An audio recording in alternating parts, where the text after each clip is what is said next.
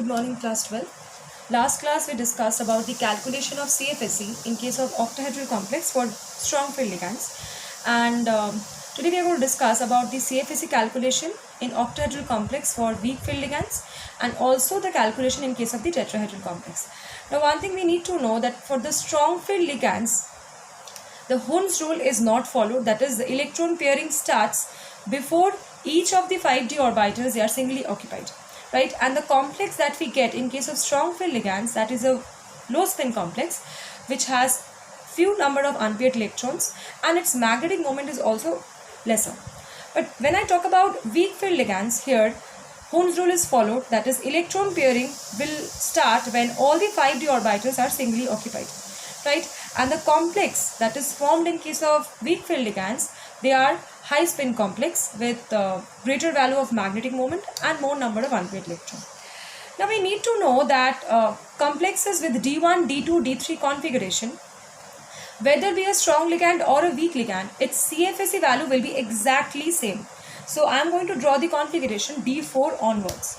Weak field ligand D4 onwards, right? So we know EG is at the top, T2G at the bottom. D4 means this one here, T5, each of the d orbitals will be singly occupied. Now D6 onwards the pairing will be starting in case of the weak ligands. D7,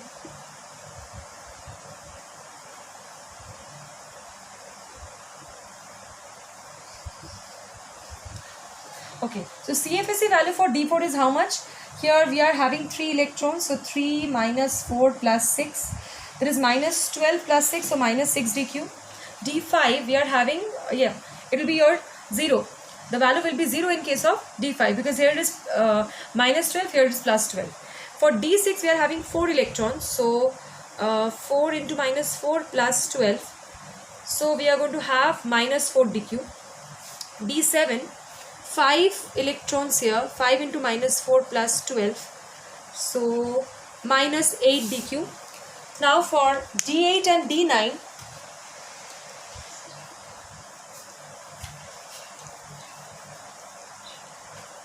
D8, this is D8 and this is my D9. Yes, so for D8, 6 into minus 4 plus 12, so minus 24 plus 12, minus 12. D9, minus 24 plus 18, it will be your minus 6. And for D10 the value is 0 again, right? So these are the CFSE values in case of octahedral complex when the ligand is a weak ligand. Now we are going to discuss about the values, the CFSE values for the tetrahedral complex. Now one thing you need to know, in case of tetrahedral complex, whether it be a strong ligand or a weak ligand, my complex will be a high spin complex. Though there are certain exceptions. For example, if I talk about NiCO whole 4, this one, NiCO whole 4, it is a tetrahedral complex but it's a low spin complex.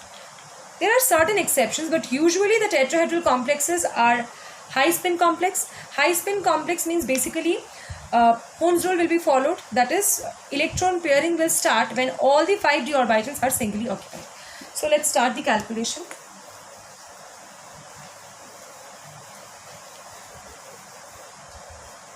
D1, these are the T2 orbitals and lower we have the E orbitals.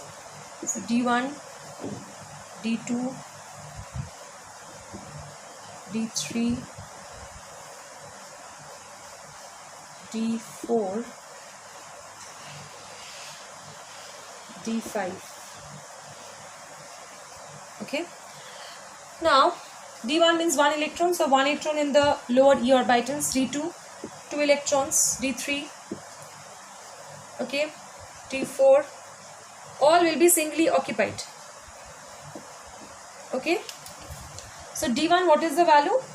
We know that E orbitals are stabilized by how much? By minus 6, and T2 are destabilized by plus 4. So minus 6 dq. Here minus 12 dq is the value.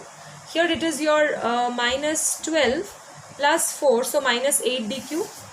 Here minus 12 plus 8, so minus 4, and in case of d5 it is 0. Okay, now d6 onwards the electron pairing will start, because in case of d5 all the d orbitals are singly occupied. So as per Hund's rule, now the electron pairing will be starting. So d6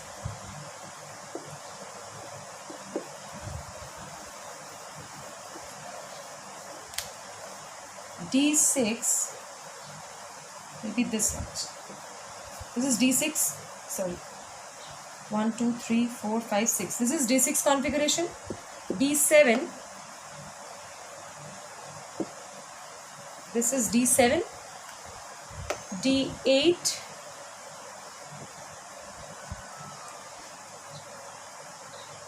this is d8, and last d9.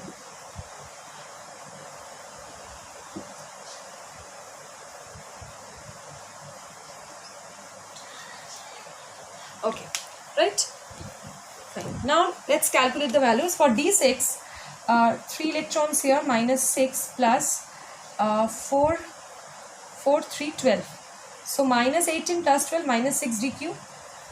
Here we have 4 electrons, 4 minus 6 plus 12. So minus 24 plus 12, so minus 12 dq. In case of d8, minus 24 plus